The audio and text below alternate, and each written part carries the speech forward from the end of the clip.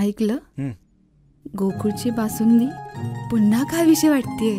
खरं सांगू, मलाही खावीशी वाटतेय. पुन्हा पुन्हा खावीशी वाटणारी गोकुळ बासुंदी.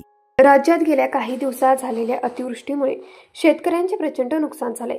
शेतजमिनी पाण्याखाली गेल्या, पिके नष्ट झाली, पशुधन व घरांची मोठ्या प्रमाणावर नुकसान झालं. तरी देखील शासनाकडून अद्याप ठोस आणि परिणामकारक मदतीची घोषणा झालेली नाही.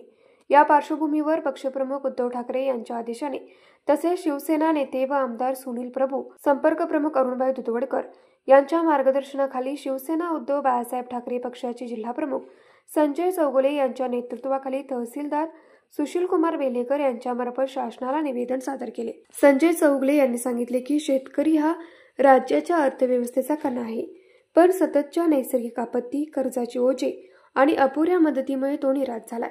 शासनाने तातडीने सरसकट कर्जमुक्ती आणि थेट आर्थिक मदतीचा निर्णय घ्यावा. हीच खरी शेतकऱ्यांप्रती न्यायाची दिशा ठरेल.